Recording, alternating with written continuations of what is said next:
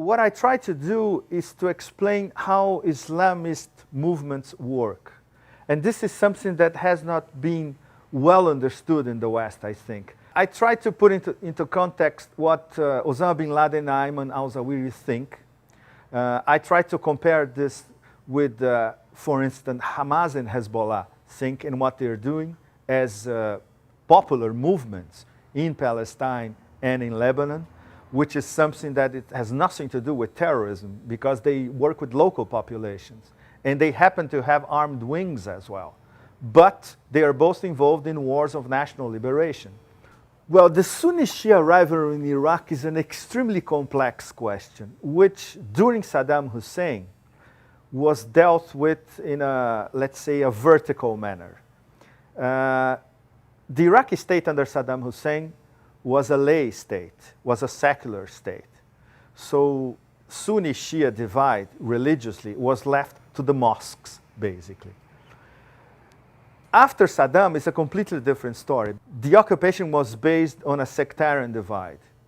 And it was ethnic and it was religious from the beginning. So the animosity between Sunni and Shias was just exacerbated by the occupation.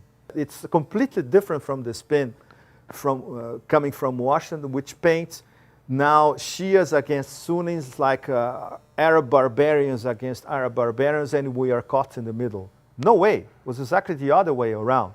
It was the way the occupation exacerbated on both sides a total rejection of the foreign occupier. So if the Americans pulled out, let's say, tomorrow, the civil war will continue as we're seeing today, even bloodier, of course. But in the end, I'm sure the Sunnis and the Shias would find a way to accommodate power.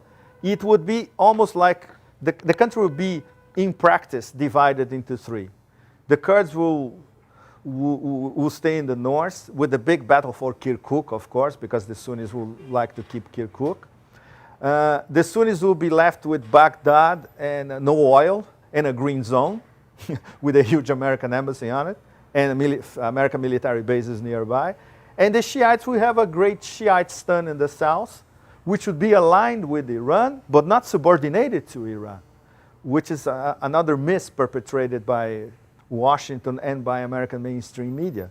If you ask what do Iraqis want now, you have to be very precise. What kind of Iraqi are we talking about?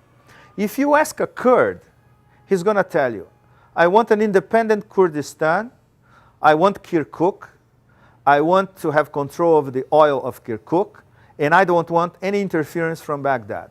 That's one thing. Okay, then you move to Baghdad and you ask a Sunni Arab who lives in Baghdad, Ramadi, Fallujah, Sunni Triangle in general. He says, I want at least part of the power that I had back. I don't want to be victim of ethnic cleansing. I don't want a Shiite government which is only interested in the well-being of Shiites and doesn't care about the rest of Iraqis. And on top of it, gets its orders from Tehran. This is how they see it. It's not necessarily true. And I want the Americans out.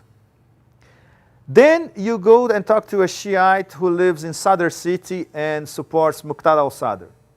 He's going to say, I want an independent Iraq, a nationalist Iraqi nation, Shiite majority, controlled by Shiites, not aligned with Iran, and over control of our national resources as well. We control our oil, and we distribute the oil to the other parts of the country. Then you go to further south. You go to Najaf, Karbala, and then you go to Basra as well, southern Iraq, near Kuwait. He's going to say more or less the same thing with a difference. He said, I want a Shiite government, well aligned with Iran, collaborating very closely with Iran. It can be more or less modeled on the Islamic theocratic model, but not so much, with a slight degree of, let's say, a better degree of political expression, political freedom, with control of our national resources as well, and with the Americans out as soon as possible, if not now, as soon as possible, provided that we're guaranteed that they're not going to stage a coup and put another Sunni back in power. So as you can see, depending on the Iraqi you're talking to, you have at least 4 different concepts for Iraq in the future.